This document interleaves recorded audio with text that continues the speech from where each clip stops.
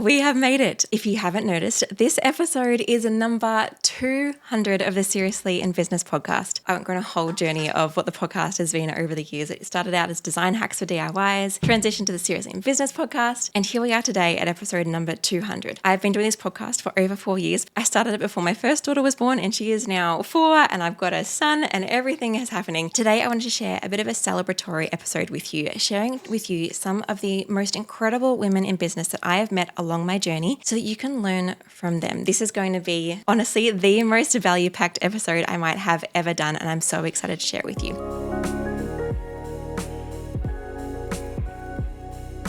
The 5 women I want to share with you today have been with me, some from the very beginning of my career and some only recently, and all of them have played a huge role in my business, and I've been able to play a huge role in their business as well. So you're going to be hearing from Ellie Swift, who's a business coach and mindset mentor. You're going to hear from Erika Cramer, who is a mindset coach, author and speaker. Sarah Greener, who is an incredible business coach. Dunn, who is an OBM and speaker. And Julie Parker, who is a founder, mentor, and author. They're going to be sharing their wisdom on branding, as well as some honest business challenges and the impact that design has had on their businesses. I hope their stories and their insights inspire you as much as they have inspired me. I won't read out all of their bios, but please make sure you head to the description or the show notes to read everything about them and to get into their worlds, because they are all incredible women to have in your world as a business owner. First up, we all know that running a business comes with a huge range of challenges because we are humans and our lives have challenges, and our businesses, they're all intertwined, whether you are a brand new business owner or a seasoned entrepreneur. First up, I want to throw to Ellie Swift, and she's going to share how she navigated a huge personal and professional transition, becoming a mum while running a business. Don't I know what that feels like? I'll share more about Ellie soon, but for some context, she has been my longtime business coach and friend.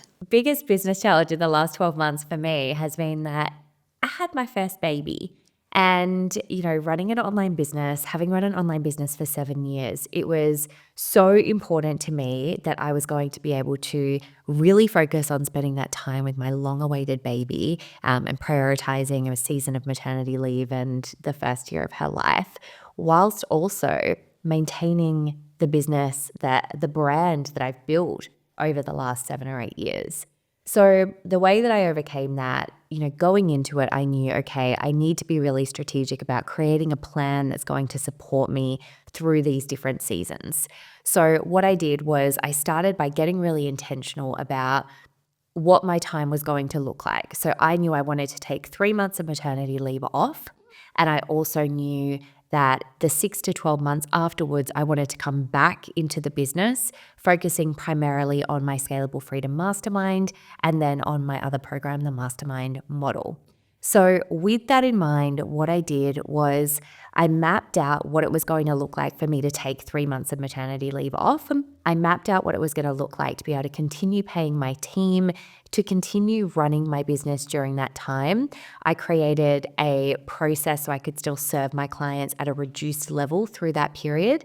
And then I started communicating what that would look like, and I built the systems around that. So I got really clear on what my revenue was going to look like, how I was going to make that happen, and then executed on the plan. So I would say the biggest learnings of that challenge were that you absolutely can go into unknowns, things that you haven't done before, and really make them work for you, which honestly, that is truly what entrepreneurship is. Time and time again, stepping into the unknown, stepping outside of your comfort zone, doing things you haven't done before and making it work. And whilst I've had moments where as I've moved into this new identity of motherhood, and I've, dealt with the expanded capacity that comes with having a baby in a business, for me, it's just been about continuing to trust myself, knowing that I can do this, looking to other people that have done this before me, and knowing, I have the power and the ability to keep shape-shifting what this looks like. So I would say that whilst this is obviously an example that's relevant to motherhood, it's something that's going to be super relevant for you if you're navigating any kind of growth, scale, new edge in your business. And, knowing that you really can anchor into resilience, trust, choosing again, expanding your capacity, knowing that entrepreneurship is really just a series of moving through the unknowns time and time again. All right, next I want to share with you Julie Parker. Julie was actually one of my first ever clients in my business, like literally one of my first ever clients. And she's going to open up about a deeply personal challenge that she's had in her life and business recently, stepping back from her business due to her health. Her insights on delegation and self-compassion are insightful. A recent business challenge that I have overcome is being unwell and having to take a considerable amount of time away from my business and my clients and my work. I've been in business for more than 2 decades now. And of course, like anyone in that time, I've had the occasional periods of time where I've been sick and had to cancel things and have time off, but not as extensively as I have in the last 18 months, where I've had a really significant health concern that's required a number of surgeries and hospitalizations. This was not something that was known to me that was going to happen or could be predicted in any way. But being unwell and having to take quite a lot of time, weeks, and sometimes even a couple of months away from my work taught me a lot of things about self compassion, about delegating really well and relying on team and family and friends for support, and also learning and understanding that as much as my ego and inner critic might have been telling me that I was letting people down, that my clients were going to be upset, and a lot of other things besides, that in fact, the people that I have surrounded myself with over my many years in business are filled with heart, empathy, and compassion. And they really understood the fact that I couldn't operate in my usual or normal way. Still, it was a challenge, and it was something that I had to be very self compassionate about with myself. And I wasn't that all the time, but I certainly tried to be as much as I can. It was a real period of challenge, but also growth and understanding and learning what's truly, truly important to me, to be able to come out the other side and come back to business. All right, next I want to introduce you to Kat Dunn. Kat Dunn was one of my co-creation design club students. You'll hear more about our journey later. But she shares about something that I think a lot of us face, shiny object syndrome and having multiple passions in business. A recent business challenge of mine is that I like to do a lot of things at once. What a lot of people would call the shiny object syndrome, which means I like to do a lot of things. I have a lot of different interests. I move very fast. I like to just get things done. Obviously, this can be to my detriment because what can happen is I don't quite fully see through a launch or a plan or something like that before I jump to the next thing. So in my business, as an online business manager, I work with coaches and creatives, supporting them in their business, supporting their launches, managing their team, their day-to-day operations, etc. But I get itchy fingers, so to speak. And in my own business, I want to do more. I want to help more women. I want to make more of an impact. So I recently have created my own speakers event. And the point of this event is to give women a stage to share their story, to be vulnerable and talk about some of the worst times in their life and then what they did to overcome that, to now live the life and business of their dreams.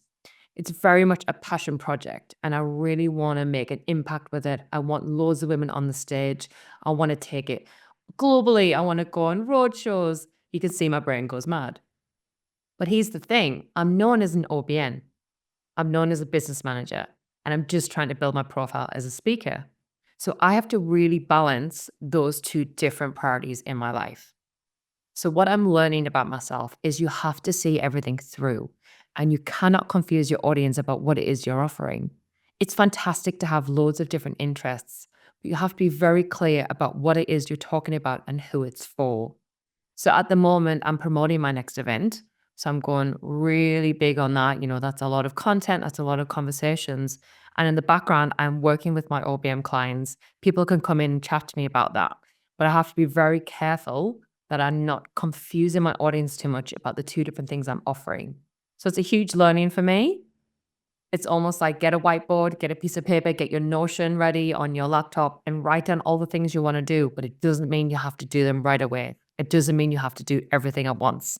We can pause and we can just focus on one thing and make sure that that lands with our audience. And finally, I want to introduce you to Erika Cramer, or as you might know her, the Queen of Confidence. She shares a pivotal business decision that she made recently to close one of her most successful programs. I actually was shocked when she told me she was closing this program. It's a powerful example of aligning business decisions with purpose and vision. Okay, so a recent business challenge that I had was closing one of my most amazing, successful, incredible programs after 6 years. And it was a big challenge, not because I didn't know I wanted to close it, but because it made so much money for us. It made so much impact. We had such a, community base there. And it was a long time. I also trademarked that name in like 3 countries. So I felt like, oh my God, I'm going to close it. But it just wasn't the right fit for what we were trying to do. And so I always lead with my vision and my purpose and what I'm here to do. And so when I go to that program, I'm like, that's not going to get us to the place where we want. That's not going to get us the reach and the impact that we want. And so we made the really hard decision to close it. And I learned from it that if something's not working, you as the business owner get to decide if it gets to stay or not. And if you're really driven by impact, you won't do things that have been working for you. You'll do things that are going to get you the impact that you want and going to support your clients. And so you're going to hurt some people along the way. Some people's feelings may be hurt. Some people may not like the change. But if you know you're here to do big work and impact a lot of people, then that requires shifting and changing. And so it just showed me that I am the one that gets to call the shots in my business, and that sometimes you have to make hard decisions. But that said, we literally closed that program and within 22 days got 60 members into our new program, which is way better and bigger and better and more impactful. And so it just went to show us that we did the right thing. It was very hard, but we did it.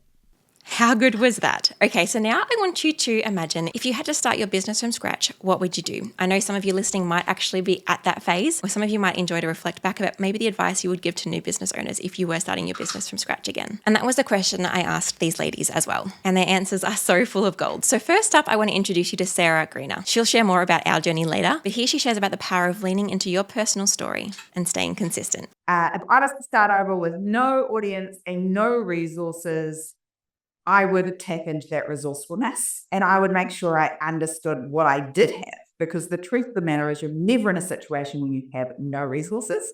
And I would lean more strongly into my story, my journey, my experience. I would do more sharing of the journey. When I look back now and I think about everything I was doing as a woman in business and a young mum in business, I wish I had recorded it and shared it. I didn't have the confidence back then to do it. I was very inconsistent in the way I was sharing my story, and I was very aware of the feedback that I used to get because I was often the only woman in the room. I was definitely 10 to 20 years younger than most of the men in the room when it comes to sitting at the table. And so I would do that. I would take more of me and more of my journey, because that's the resources that no one can ever take away from me. And I would consistently share that journey and that story in some sort of format. Even when it feels like nobody's watching, even when it feels like nobody's listening, people desire to be where you're already at. And while you're waiting to be ready, while you're waiting for it to be better, perfect, the right way, somebody else is looking at you and going, I wish I was there already. And so if I could go back and do this all again, that's what I would do. I would share my story, share my journey. Somebody is hoping to be where you are already. And so your journey, your experience, your story, what's going on for you in your life and business blend is as valuable to them now, immediately as you're doing it, as you're going. It's valuable to other people now. It also is the thing that nobody else can take away from you. Anybody else can be a business coach helping women in business being a mum, but none of them can tell my story and my journey and what I've done. And that's the bit that is the resource you will always have, even when you have no resources. Amazing. Okay, so now I want to throw back to Erika on her take from starting her business from scratch. And the cool part of her answer is I know that this is exactly what she did do in reality. And I got to watch it happen while I was working with her. And if you look at her page now, or look at her Instagram, look at her business now, you can see that her strategy worked. Okay, so if I had to start over with no audience and no resources, the first step that I would take is opening a social media account, predominantly on Instagram. I would have a phone and I would just show up on social media. For me, one of the things that got us started was doing a weekly Q&A live. So I would do a live, I would answer a question. And in the early days, nobody was asking me questions, right? They were just questions based off of the women I had worked with and I knew women wanted to hear. So I would jump back on. I love social media. I love talking to my audience. You go global as soon as you open a Instagram account or a YouTube account or a podcast because this has the reach now. And so I would instantly open an Instagram. I would start my YouTube again and I would just show up consistently, building audience, having discussions with people, communicating and showcasing my expertise on the internet through video and audio form and being very consistent so that I could build the trust and back the audience and then start selling people in my DMs to whatever programs I could create. That's what I would do straight away. I hope these are inspiring you as much as they are inspiring me. Now I want to throw to Julie for a point that I think is so important for us to remember the whole way through our business and getting really clear on at the start. The very first thing that I would do is a lot of internal work and get really honest with myself about the voice and the messaging that I wanted to carry out to the world and how I wanted that to look. And while I know that that might sound really simple, I think, in fact, it's not as simple as it looks on the surface because we can get caught up in thinking to ourselves, I have to create something here that is going to be incredibly appealing to my ideal clients. And while, yes, that is true to a certain extent, we have to be careful that in doing that, we don't somehow or another lose what is inspiring and passionate and exciting to us and steps us away or takes us away from the true essence of who we are. I also think that one of the things I would do is really get clear on my life and business values. And sometimes those things interconnect and sometimes they are separate. And be really grounded in those because our brand is something that carries our message, our heart, our soul, and our work out to the world. And therefore, it should align with our values as a person and the type of business owner that we want to be. And now I want to share with you Ellie's answer, which is more focused on branding and how we can create an emotional connection through our brand as something that goes beyond the visuals. So my absolute favorite quote of all time is the quote by Maya Angelou, which is, without bastardizing it, it's basically people will forget what you said, they'll forget what you did, but they'll never forget how you made them feel. And when I think about brand, I think about that quote all the time because ultimately what it is that you're creating, and Jacqui is so brilliant at this, is you are creating something where ultimately you're creating an experience that leads to a feeling. So what you're doing every time you're thinking about your brand, your colors, your fonts, the experience of how people feel when they come across your Instagram, they come across your website, they come across you and what you're wearing, all of it. How do you want them to feel? And so I would start there, especially if you are a personal brand, which I know many of you listening to this are. I would ask yourself the question of how do you want people to feel? So whenever I'm creating anything, and when I started, I was very conscious and I should add to this that I came from a marketing background. So I had the opportunity of coming into this knowing and understanding brand experience. I was able to go, well, I know that I want my potential client to feel warm, invited. I want them to know that this is something that is a premium brand. It's a place where they're going to be held. It's for the thinking woman, it's for the discerning woman.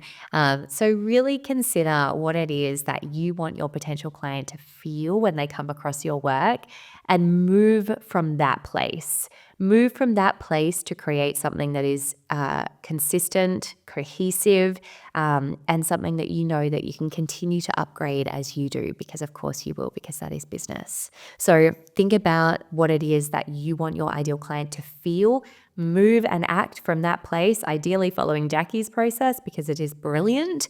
And then from there, get to work, block out distractions, prioritize getting your brand up and running, give your people the opportunity to experience you. All right, now it's time to shift gears. I want to throw to these ladies about a topic you hear me talk about all of the time, but you might not have heard these ladies speak to. And these are just everyday business owners, powerhouses at that, but they're not graphic designers. And so I want you to hear from their perspective on the crucial role that branding has in scaling their businesses. Erika has been a client of mine for 7 years now, seven years in like a week's time. And Erika is sharing how her brand has evolved alongside her business and why consistency is key. This is usually what I'm in, my hats and my pink clothing. Okay, I got pink pants on. Branding is huge for me. It is the thing that I go to when I think about new offers, when I think about shifting and scaling and growing my podcast, when I think about how I show up here, when I think about my social media, when we have a new book, when we have a new program, anything. I don't do anything without my team, gorgeous Jacqui, I love you, for branding, because think about the message that you're communicating out to your audience, to your clients, or to your prospects.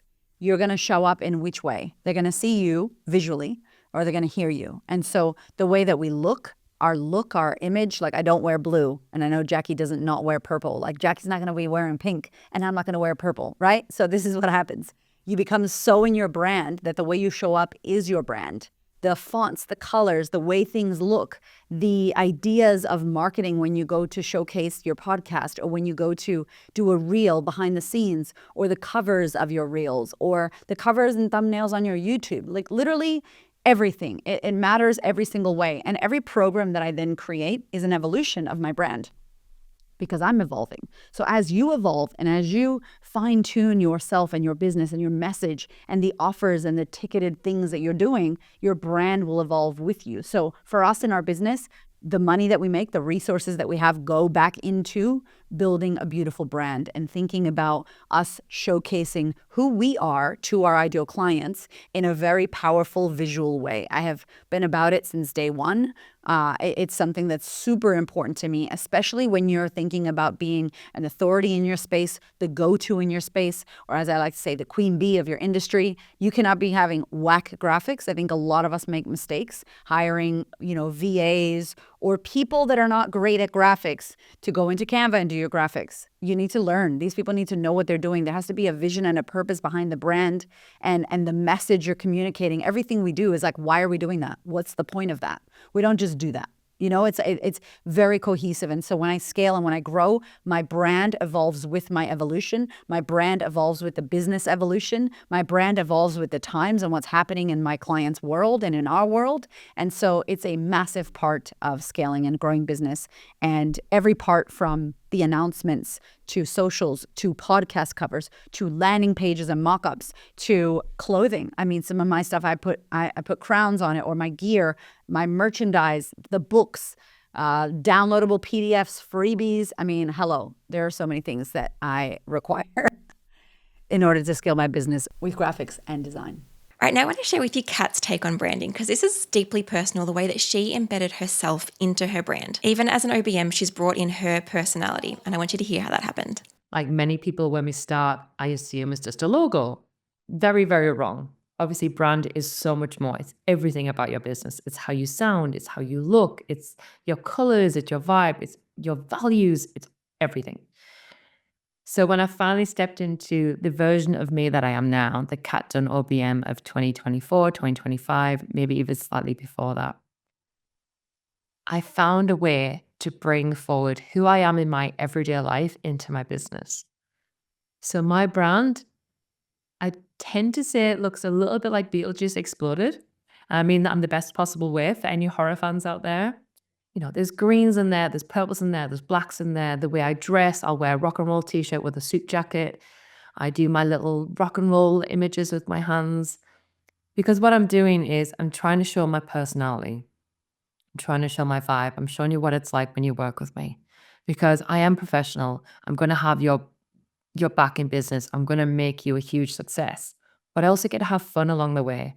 I get to be authentic and bring my own vibe to it. So when people see my website, when they see my Instagram reels, when they see my Instagram copy, when they meet me at an event, it's all exactly the same. They know exactly who I am, what I stand for, and what kind of vibe they're going to get. And when people come into my world, they always comment about it's such a different vibe. They love the fact that I just wear it out there, horror. I start a lot of conversations. A lot of people are not horror fans, totally get that, but it starts a conversation of, well, actually, I'm really scared of horror, but I really like this. And what's interesting is the people it's bringing into my world aren't necessarily diehard horror fans, aren't rock and roll lovers. What it's bringing in is clients who also really know who they are, what they stand for, who their ideal client is. And because I'm so clear on who I am and who my brand is, they recognize in that this woman is going to understand me. She's clear on who she is and who she supports. And I know for a fact I can work with her. And if you look at both of our brands side by side with my ideal clients, usually it clashes a lot. They might be a bit more polished, a bit more professional. Maybe they're more beige in terms of color, but we just work because it's that thing underneath the brand. What are your values? What do you care about? What are you trying to accomplish? I really want to change the world. I want to support women. I want to make them more money. I want them to have more impact. And that comes across because as well as my brand colors and all those kind of things, it's also the words I say. It's also the way I hold myself, and it's the way that I show up in my business that really attracts my ideal clients. All right, now back to Ellie. I have been working as Ellie's designer for years, and our first step together was working on a rebrand for her after mostly just DIYing her graphics before me. Ellie shares how a brand can evolve. I think a lot of people put so much pressure on their branding has to be perfect the first time. And yes, it should be really great, but it will evolve. Your branding is not going to be the same over 10 years, no matter how incredible your brand looks. So you'll hear how Ellie evolves her branding, particularly during a launch, and how she looks at all the different graphics she'll need for a launch to make sure she gets results. How I think about branding as I'm growing and scaling is I think about the iteration of the brand that I'm bringing forth into that next season. And this is where branding is so cool because I think a lot of people think that once you create your brand, you're going to be stuck in it. Like you're stuck with your brand that you've created. You're stuck with your colors. You're stuck with your fonts. You're stuck with your style. And that's absolutely not true. Like you get to iterate and build on and expand on the brand that you've created. And that's definitely something that I've done with Jacqui and her team's help over the years. You know, I might say, hey, we're introducing this new product. It's specifically for this type of person, and Jacqui and her team will iterate based on that.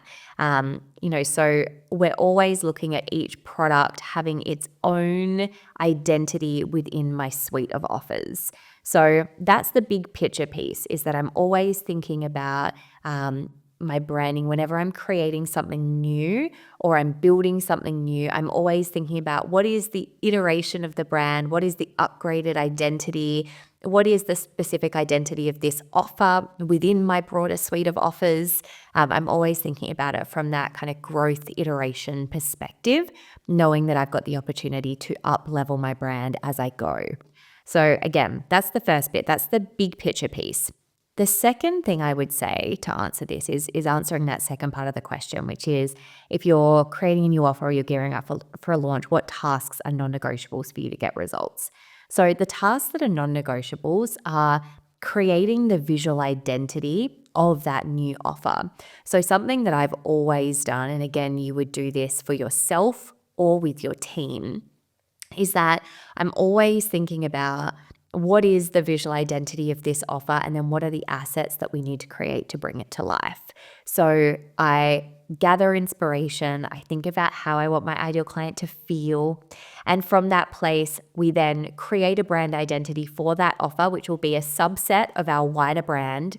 And then we'll go ahead and create the assets that are required. So usually my team will map out, and the assets might look like anything from Facebook cover image through to Instagram graphics, through to a new email newsletter header, whatever it might be. Like we specifically stack all the assets that we need to create.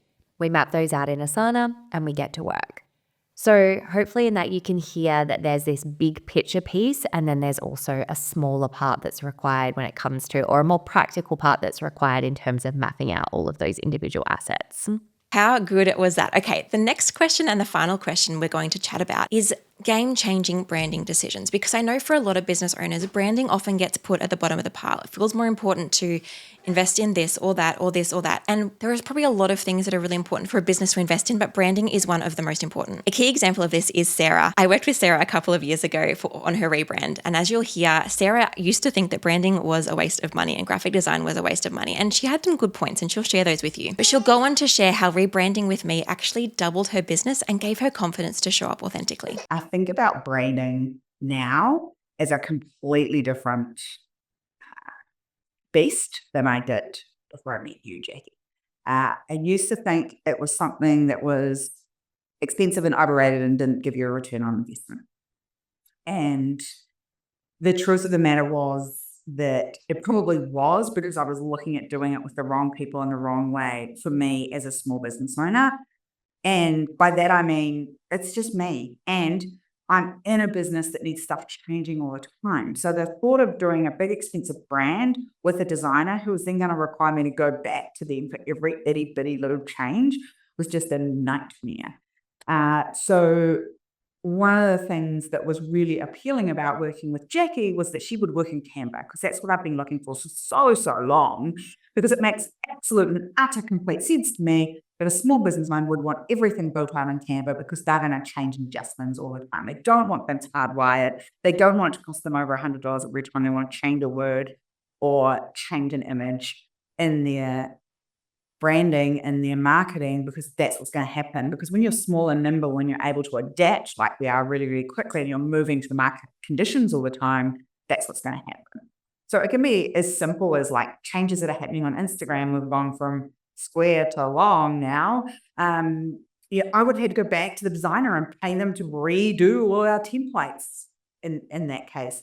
And that's just not realistic. I don't have to do that because it's already set up for all of that, thanks to Jacqui. And so that's been a game changer for me. The other thing is, like, I couldn't see the return on investment in brands. I just didn't see them done well in a way that they provided an immediate return on investment. Now, I still think they're a longer term game, and I don't think it's necessary to go spend a lot of money on it when you're first getting started. I do think you can do a really great brand with the support of someone like Jacqui that gives you the right tools in Canva for not a lot of money if you're just getting started. If you've been around a while, giving yourself a professional brand so that people look at you and go, wow, that looks really professional. It looks really consistent with who she says she is. It is a game changer. And the number of people that I now have in my world inside my programs because of the bright colors, because of the branding, because I popped in their feed on social media, is like, it's definitely given me a great return on investment in terms of the brand. So I'm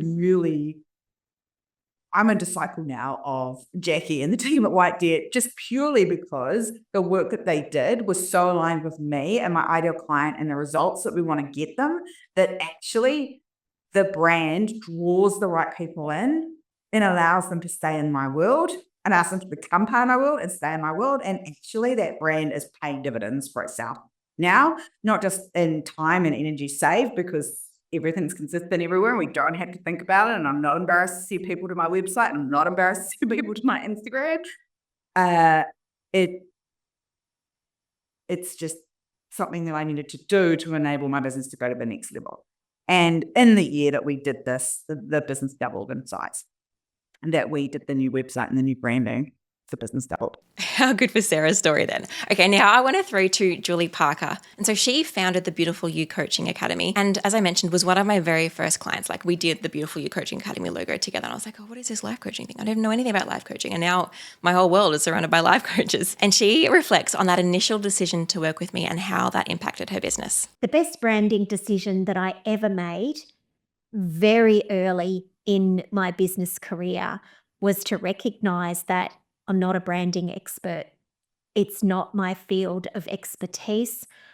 I love colors and gorgeousness and pretty things and all of that, but that doesn't mean that I have the skills or talents and gifts to be able to bring those things together in a professional, cohesive way. So the best decision, first of all, even before the decision, was the realization, first of all, was that this is not my area of expertise and I need help. And so I reached out and researched and found help and found the wonderful Jacqui Naunton from White Deer to assist and support me to develop both of my brands, my personal brand and my training academy brand. And it remains today one of the very best decisions that I have made in more than 2 decades in business. Getting support and help and inspiration from an expert designer to help me build those brands and create a really amazing visual blueprint for the professionalism, the love, the inspiration, and the care that I wanted both of my brands to carry. And, the impact that decision has had on both of my businesses, I don't think can be quantified in any way. It is infinite in the people it's attracted to us, the growth that we have experienced as a result of it, the finance and money that it's allowed us to build. You just can't really quantify the value of something like that. And now I want to throw back to Kat Dunn, because the way that she was able to see the impact of branding in her business is so, so inspiring. I'm going to toot Jacqui's horn here and be like, it's definitely working with Jacqui and the White Deer team. Being in Jacqui's world, doing the co-creation club, and being a part of her DIY Your Business program absolutely leveled me up. I class myself as a creative when it comes to writing or performing, showing up on camera, anything creative when it comes to colors, design, drawing, anything. It's not my vibe, not my jam. So working with Jacqui completely opened my eyes to how I could show up in my business and how I could represent myself. I distinctly remember being on a call with her in the co-creation club, and I was really struggling to articulate what I was trying to get out of my head. And she was helping me create this design. And then she said to me, what about using green? Such a simple question, such a simple statement for my brand. And it completely changed everything. I was like, it never even occurred to me I could use green with purple and black. Then we started playing around with designs, and everything that was in my head came out in the best possible way.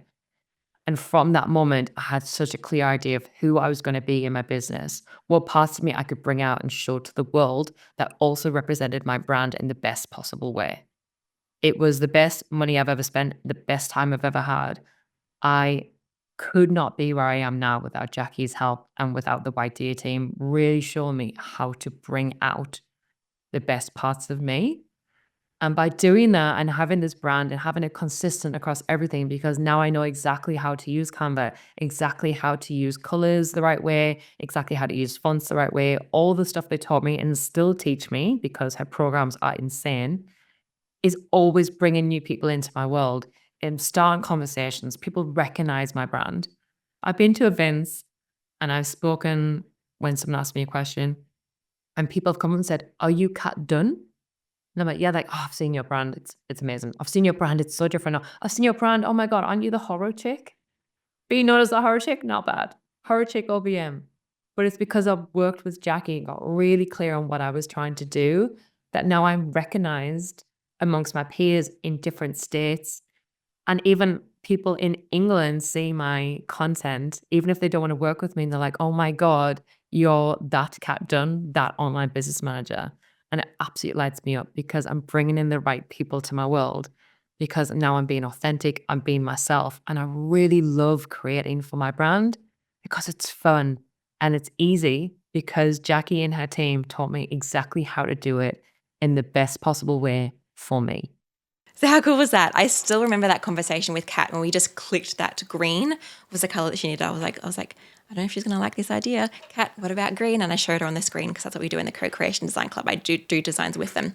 And I was like, what about purple, what you were already playing with? And I was like, why don't I mix that with green? And she was like, oh, Yeah, she told you the story. It was like, it was light bulbs. It was beautiful. It was fireworks. It was a moment. Make sure you stalk Kat's brand after this just to see what actually, and stalk all these brands to see what they're actually looking like and what you're hearing these ladies talk to. Because this kind of level of branding and this kind of impact that branding has on a business is not out of your reach. This is something that you can have in your own business as well. And finally, I want to throw to Erika Cramer. And she is going to highlight why investing in quality design has been a real cornerstone of her success, which is saying something. And just warning you, be prepared for a pep talk because she goes hard. My brand has helped me connect with my clients because I thought about the woman that I want to impact. And for a really long time prior to working with, designers and graphic artists and agencies, I had this really hot pink. And it wasn't the right hot pink color in my brand. And I had these like scripted fonts that you couldn't really read. And of course I was doing it myself at the time. And things weren't cohesive and they weren't thought of. They were just pieces that I grabbed and put together. And so what I think one of the best ways that my brand now connects with my audience is that I found a color, I found a tone, I found a font, I found a formulation with my designers, gorgeous Jacqui and the team, that speaks to my client. She feels heard, she feels seen. And it also speaks to who I am. So I love bold font because I'm a little bit loud and bold. And so I can't be having lowercase font that's very thin. That's not my font. However, there are parts of my brand and different offers where it's up-leveled and it's luxe and the font is thin, but there still is a bold element. And so we've thought about colors, we've thought about palettes, we've thought about visuals. The kind of women that we're attracting, they really are visual women and they want to see themselves. They want to feel a part of a community. Yes, there are photos of me on my website, but I also have photos with other women. And when I'm showcasing my programs and my events, it is all photos of the women, the real women that have come into our communities, joined our programs, and been at our events. And I think I remember the first thing I got Jacqui to do was a Instagram highlight because that's all I could afford at the beginning of my business. And then it was a story graphic of an offer that I was giving. And it was so cool. And I still love it. It was beautiful. And it was different. And nobody was doing that. And the offer was different. So a different offer needs a different graphic. It needs a visual way of being seen differently. And so I just feel like you cut through. My last thing I'll say is in today's day, we have to care how we are perceived online. You have to care about how you look, how your brand looks. You can't just show up to stories looking crazy, because people might not watch it and you might have really great things to say, but you need to care about your image. You need to care about the way that you're perceived online. You need to care about your graphic design. You need to look, your slides need to be on point if you're on stage. And then when you get off stage, I'm going to look you up. And if your website's whack and if your Instagram doesn't look good, I'm not going to believe you. So I want everything that we do to be streamlined. We are the real deal. We look the real deal. We feel the real deal. And then you come in and we are the real deal and we get you the results. Psh, unstoppable. That makes you unstoppable. So hurry up and get your brand sorted because it is so important. Wow. Okay, I hope you love that too. In a couple of weeks, I'm going to be celebrating 11 years in business. And for that journey, I've got to share my business with so many incredible women, particularly those you've heard today. So a huge thank you again to Ellie, to Erika, to Sarah, to Kat, and to Julie. Thank you for sharing your stories and your insights. It's a bit scary sending off emails to these incredible women saying, can you be on my podcast? And they all said yes, because they're all incredible. And for those of you listening too, thank you. Thank you from the bottom of my heart. Without you, there would be no White Deer. White Deer doesn't run if people don't watch my videos, listen to my podcast, join my programs, work with my studio. None of this happens without you. So thank you for being with me on this journey of helping me to create a business that I adore, that helps me run a business around my kids, that helps me to serve so many incredible women and help them to grow their businesses. I wasn't sure what would happen when I started my podcast all those 4 years ago, but I'm so glad that I did. It has been a journey, recording almost every single week for 4 years over 2 kids is really tricky, but it helped me hone my craft. If you listen to my first episodes compared to now, I hope you see an improvement on how I speak. It's helped me learn my messaging. It's helped me with so many things, and it's helped me connect with so many of you as well. If you can hear my baby in the background, he's just chatting, playing with some toys on the ground. He woke up a little bit earlier from his nap than I hoped, but here we are. This is the epitome of my business right now. Do you reckon we have 200 more episodes in us? I hope so, because I really believe in longevity of business and sticking at something for the long term. So let's see how those next 200 episodes go. I know it's going to be a wild and exciting time as I get to support you to create the business of your dreams through using the power of design to do that. So thank you for being here, and I hope to share so many more episodes with you. So please remember to check out the incredible women who spoke today. And if you ever want to work with me in the capacity that some of these incredible women did, I would love to talk to you. For those of you earning 100K or less, but you're ready to either start or grow your business, my DIY design course is perfect for that. It's called DIY Design My Biz, and it's the ultimate mix of not going it alone and messing things up all the time, but also not having to pay thousands and thousands of dollars for a designer. You'll be equipped with my process, you'll be equipped with my teaching, and you'll be able to get support from me on your actual graphics. Or if you're a business who's scaling to 6 figures plus and you're growing, maybe you've got team or you're thinking about team soon, or you're just kind of growing at that higher level and you need professional branding and ongoing designs to help you grow and scale and launch things in your business. And you know that you need to look like an expert, but things just aren't perfectly clicking yet, and the ongoing monotony of doing social media posts and new lead magnets and new course graphics is getting a bit much, but you love to keep the autonomy of doing things either yourself or in-house with your team, which is honestly so smart, then I think you'll find the Co-Creation Design Club the perfect fit for you. It's where you and your team can get direct support and feedback from me on your graphics. We co-create them together. You get calls with me, you get edits on your designs, you get templates,